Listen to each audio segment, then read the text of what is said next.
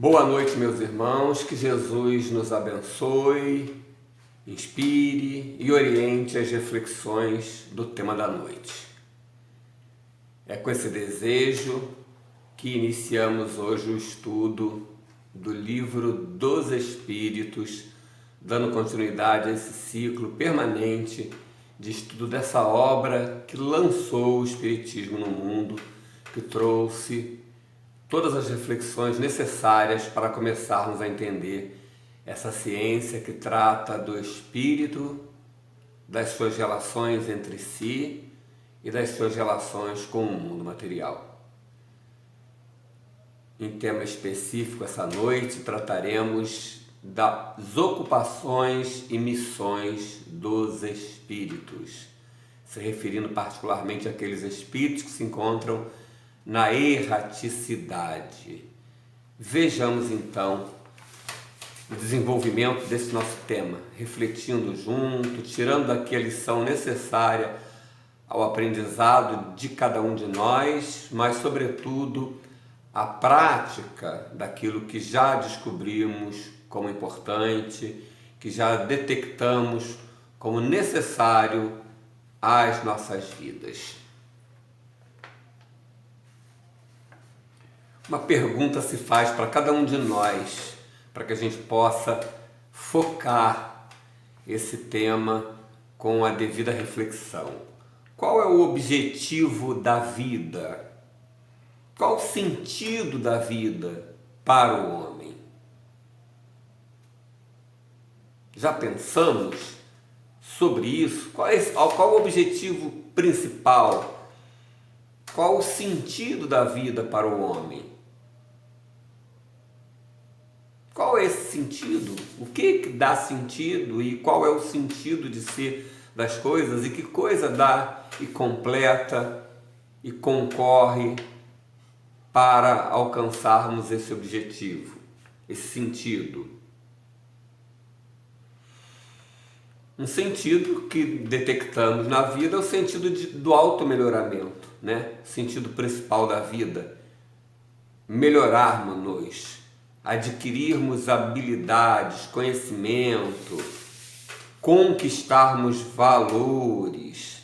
Esse é o objetivo principal da vida na concepção espírita. Autoconquista, conquista de valores intelectuais e morais.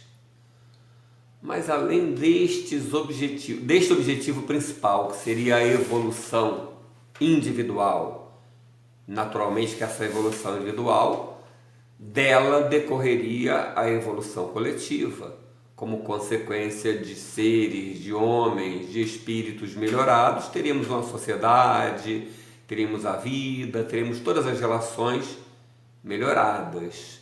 Mas além desse objetivo principal que dá sentido à vida, o automelhoramento, a conquista intelectual, discernimento, capacidade crítica, a cultura que nos orna o conhecimento, nos dá uma visão mais ampla desta e da vida como um todo, das conquistas morais, né, que nos fazem seres mais adequados para a nossa própria sobrevivência, para a sobrevivência em sociedade, para uma convivência respeitosa, adequada, feliz, se assim podemos nos expressar.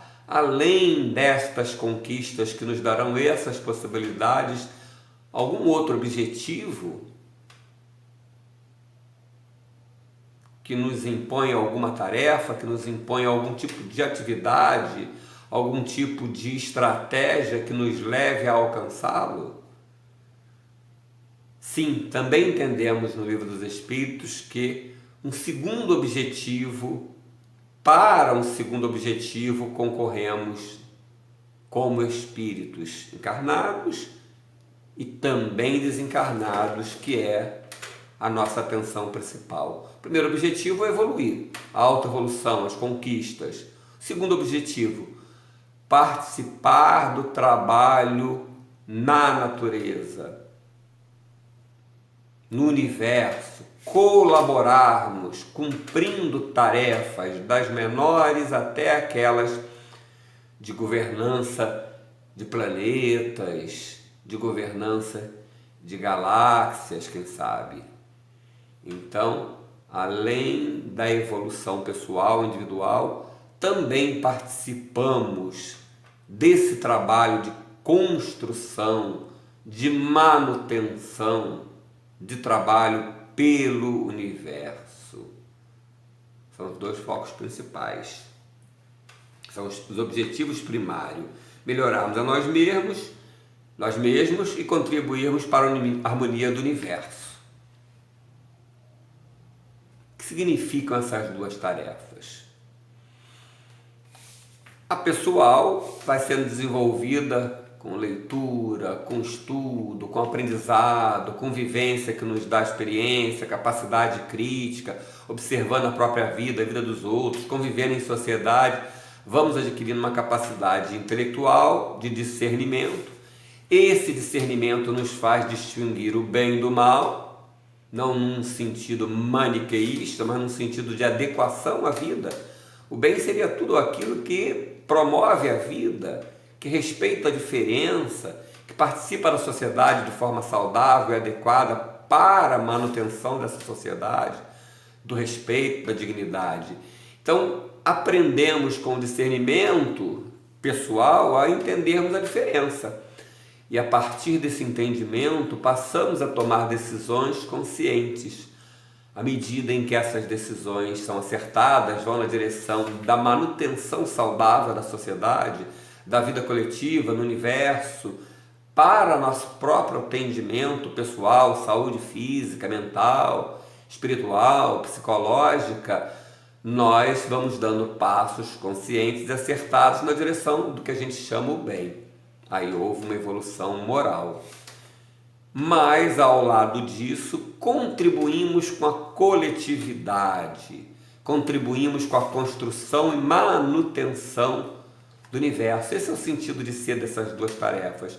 Ao mesmo tempo que estamos aprendendo, evoluindo, estamos colaborando, não só somando a nossa evolução, as nossas conquistas na sociedade, mas também dando o contributo do exemplo nesse caso, mas também da fala, da troca, da ajuda ao próximo para que igualmente ele conquiste esses talentos, essas habilidades, essas virtudes, para que sejamos uma sociedade mais justa, mais equalitária, mais fraterna. É a construção coletiva, mas que começa pela construção individual.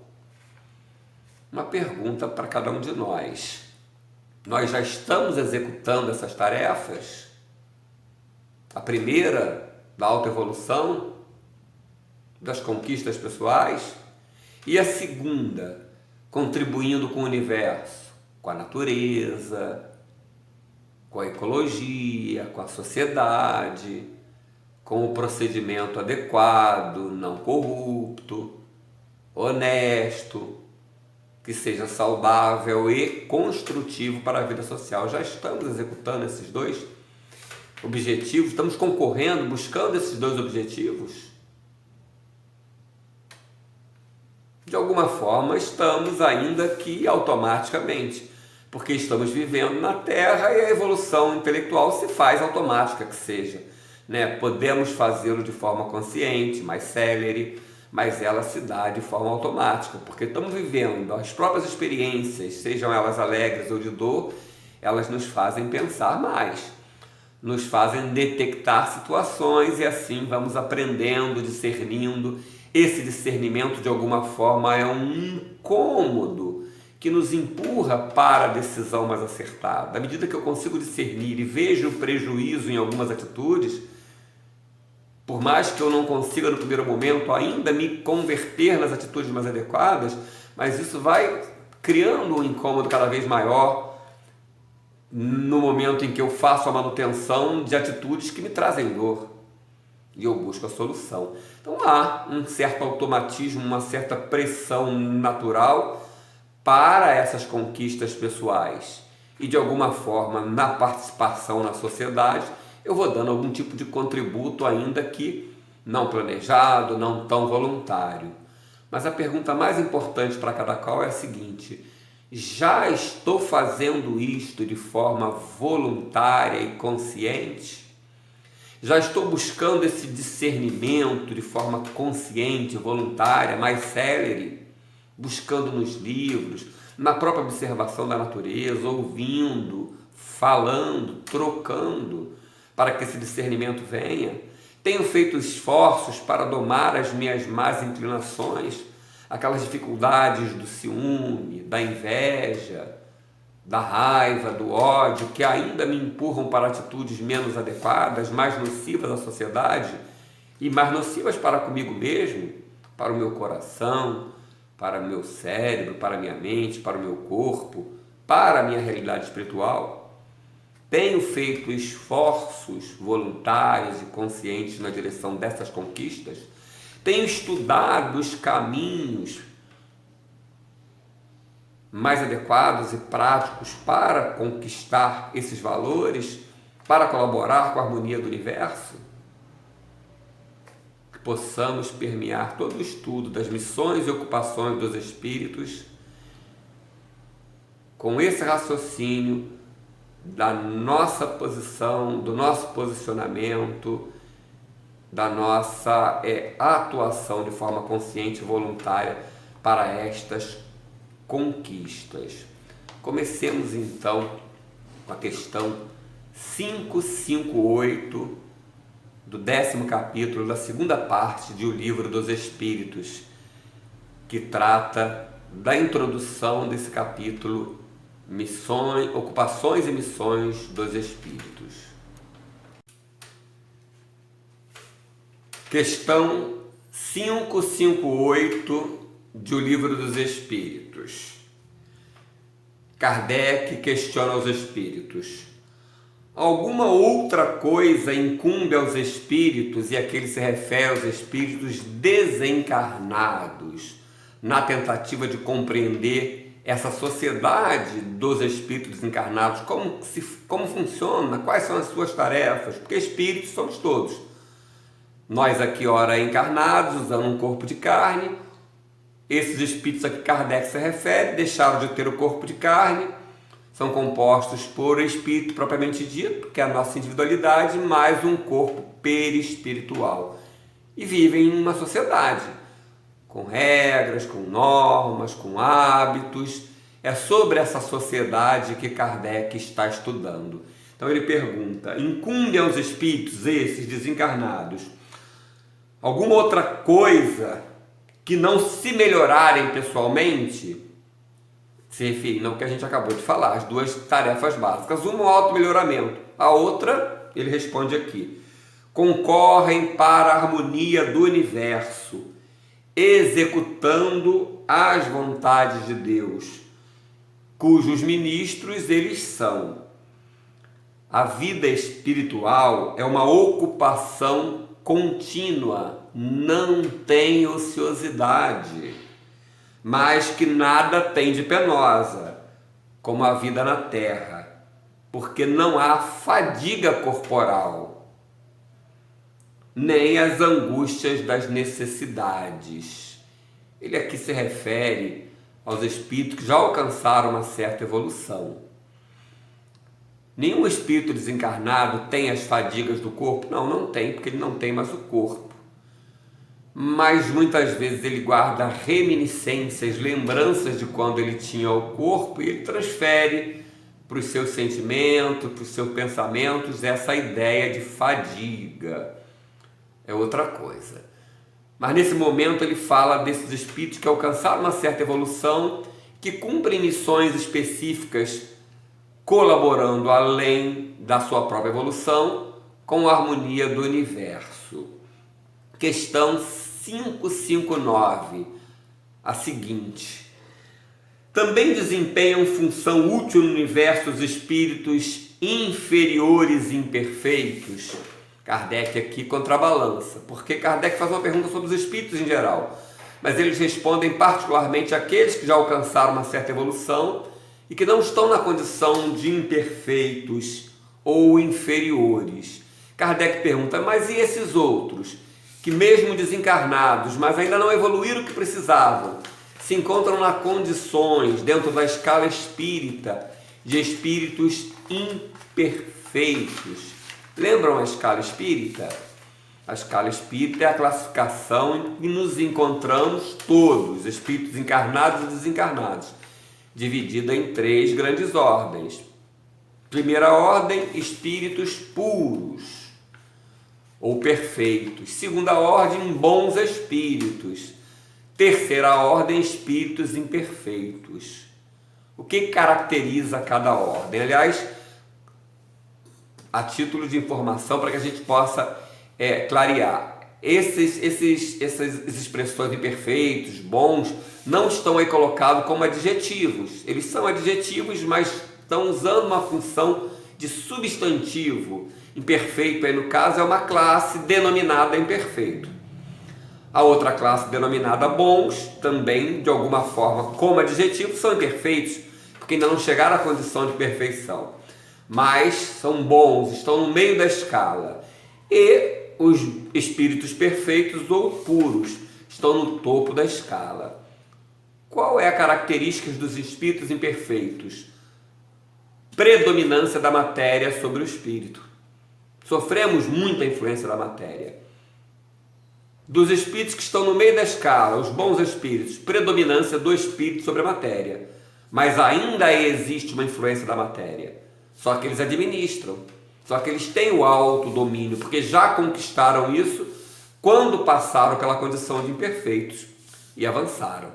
Buscaram esse avanço e construíram valores. Hoje ainda sofre uma certa influência da matéria, mas com pleno domínio. A matéria os influencia. Sim, eles sentem essa influência, mas têm um autodomínio sobre isso. Nós nos encontramos na Terra, na condição de provas e expiações, na condição de espíritos imperfeitos, encarnados ou desencarnados. Desencarnados na Terra, existe uma quantidade significativa de espíritos na condição de bons espíritos? Sim. Encarnados, muito menos. Mas se referindo aos desencarnados, Kardec pergunta: além das missões e das ocupações que os espíritos em condições de bons espíritos ou perfeitos exercem no universo, os espíritos imperfeitos, aqueles que não têm o autocontrole, aqueles que sofrem uma influência da matéria de forma predominante, presos a vícios, a paixões que o descontrolam, como o ódio, o ciúme, a inveja, eles também, quando desencarnam, têm algumas ocupações, exercem algumas tarefas? Essa é a pergunta. Os espíritos respondem assim para Kardec: todos têm deveres a cumprir. Para a construção de um edifício, perguntam eles, não concorrem tanto o último dos servidores, dos serventes de pedreiro, como o próprio arquiteto que projetou a obra? Então, os espíritos desencarnados também exercem tarefas maiores ou menores conforme a sua evolução, conforme o estágio em que encontrem, né? Pergunta 563, ainda do capítulo, 10º capítulo da segunda parte do Livro dos Espíritos, que trata das ocupações e missões dos espíritos na erraticidade, ou seja, no estado de desencarnados. É a pergunta 563. São incessantes as ocupações dos espíritos? Permanente? Há interrupção? Tiram férias? Como é que funciona? Tem licença? Qual é o sentido dessas ocupações?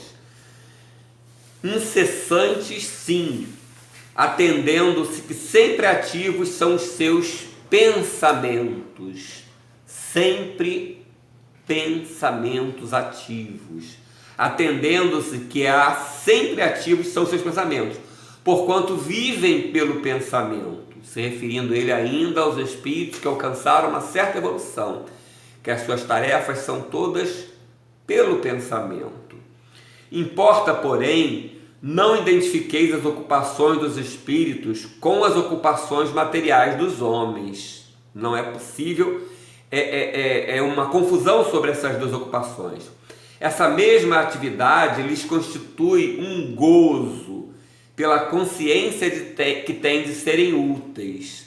Na Terra, nem sempre as nossas ocupações nos dão prazer. Muitas vezes elas são penosas, cansativas. Nós somos colocados por circunstâncias educativas, em situações pedagógicas que Deus precisa nos colocar numa situação de dificuldade para aprendermos aquela lição. A dificuldade não é a situação em que Deus nos coloca, mas aquela circunstância para a qual não nos encontramos preparados, nos faz passar por ela, enfrentar, trabalhar naquela condição de uma forma difícil, dolorosa, penosa às vezes para a nossa necessidade. É uma prova, muitas vezes é uma expiação de erros que cometemos no passado, mas que nos leve a trabalhos que concorrem para a nossa evolução. Diz os Espíritos, não confundir esse tipo de tarefa com a tarefa dos Espíritos desencarnados, sobretudo aqueles que já cumprem missões, sobretudo aqueles que já têm tarefas mais específicas, mais evoluídas, mais avançadas, porque esses têm consciência de que estão sendo úteis e têm prazer nisto. Tem prazer nisto. Kardec continua na questão 563A. Sempre Kardec fazendo essa diferenciação entre a resposta inicial, que trata dos espíritos numa condição mais elevada, comparando com aqueles espíritos que também desencarnam e vivem nessa sociedade desencarnados, concorrendo para a sua própria evolução e participando de trabalhos para ajudarem na harmonia, na execução, na manutenção do universo. Kardec diz assim: concebe-se isto com relação aos bons espíritos. Dar-se-á, entretanto, mesmo com os espíritos inferiores, ou seja, eles nunca têm intervalos, as atividades, as suas ocupações são incessantes, também com os espíritos inferiores? Resposta: a estes cabem ocupações apropriadas à sua natureza. Por acaso confiais ao obreiro manual e ao ignorante, o desinformado de certas habilidades, trabalhos que só o homem instruído pode executar? Então há diferença nas tarefas, no nível de responsabilidade, na complexidade, na intensidade da tarefa, mas todos estão em permanente trabalho. Até porque o pensamento é contínuo e pensar é trabalhar. Pensar é raciocinar, é refletir, é construir.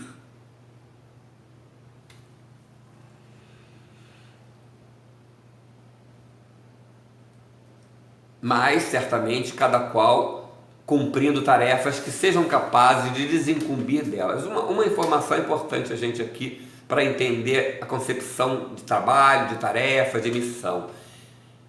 Todos, de alguma forma, somos missionários. Porque a tarefa pequena que eu posso exercer no lar, como uma dona de casa, como um operário, ou aquela como um engenheiro construtor de uma obra, de um shopping, de uma ponte, um governante de um país, de uma nação, tudo são tarefas e missões. Mas é natural que existem aquelas missões no sentido mais específico, aquelas missões que são tarefas muito importantes, mesmo que cumpram elas num município, mesmo que cumpram elas num grupo familiar, mas que vai ser colocado sobre o ombro de alguém que seja capaz de cumpri-la. Essa é a missão específica dada àquele que treina, que se prepara, que vem com aquela tarefa com muito mais possibilidade de acertar, porque lhe foi dada uma tarefa importante, relevante, ainda que dentro do seio de uma família, mas que ele precisa cumprir aquela tarefa pela importância que tem a tarefa. E existe aquela missão no sentido genérico, que seria o sinônimo de ocupação. Essa todos temos, de participar na família, de ser o mais justo possível dentro da família, de convivermos com respeito, de darmos bons exemplos, de participarmos coletivamente na sociedade. São tarefas que para as quais todos concorremos. Essa é a distinção da missão para a ocupação.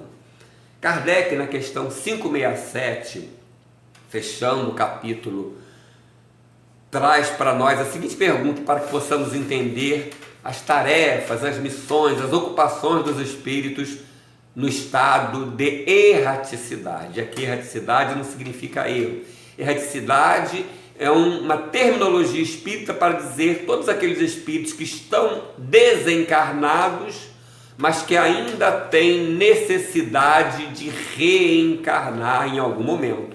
Isso é erraticidade. Só não estão na erraticidade aqueles espíritos que estamos ora encarnados, ou aqueles espíritos que chegaram ao estado de pureza que não precisam reencarnar mais.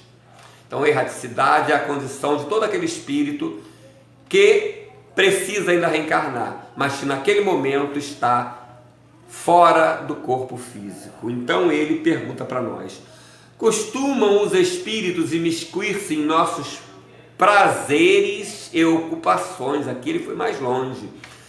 As nossas ocupações, o nosso trabalho diário, a nossa vida familiar, o culto que a gente está fazendo agora, estudando o Livro dos Espíritos, aqui na CEAL, tudo isso são tarefas. Nosso dia a dia na sociedade, os nossos prazeres na sociedade, seja da alimentação, ao sexo, uma diversão, eles costumam se misturar conosco nestas tarefas, os espíritos desencarnados? Resposta: os espíritos vulgares, como dizes, costumam sim se misturar nessas tarefas. Esses espíritos os rodeiam constantemente e com frequência tomam participação muito ativa no que fazeis, de conformidade com as suas naturezas. Esses participam sim, tentando atrapalhar, tentando ajudar, junto ali conosco, observando-nos, rindo das nossas pequenas quedas. Se são espíritos zombeteiros, espíritos que estão ali para atrapalhar ou não tão evoluídos assim, nos ajudam, lamentam as nossas quedas quando são aqueles espíritos igualmente não tão evoluídos, mas que nos desejam bem, que são espíritos familiares. Entendendo esses espíritos, entendendo eles na nossa relação mediúnica, nas casas espíritas, as manifestações, as inspirações que recebemos às vezes na mente, quando pensamos e oramos, vem aquela inspiração, podemos identificar a que classe eles pertencem, conforme os pensamentos que nos sugerem, a sua linguagem mais ou menos vulgar, a sua forma de falar, os assuntos de que tratam, o maior ou menor conhecimento que tem desses assuntos. Esse é o mundo espiritual, é toda uma sociedade daqueles que vivemos aqui na Terra, não evoluímos o bastante e desencarnamos, ainda com os nossos vícios, com as nossas dificuldades, com algum avanço, com alguma bondade, mas convivendo, compartilhando e continuando aprendendo, planejando nova reencarnação para que continuemos as duas ocupações, aprendizado pessoal e participação nos trabalhos que produzem a manutenção e a harmonia do universo. Esse foi o estudo do 10º capítulo do livro dos Espíritos, Ocupações e Missões dos Espíritos, que fazemos a todas as segundas-feiras, de 20 às 21 horas, na Congregação Espírita André Luiz. Que Jesus possa continuar nos abençoando, orientando, inspirando, e que possamos levar essas reflexões para o resto da nossa noite, pensando sobre esses temas, buscando um aprofundamento nessas questões no próprio Livro dos Espíritos, para que elas fiquem de fato compreendidas por nós e que possam embasar as nossas práticas futuras. Fiquemos com Deus, hoje e sempre, que assim seja.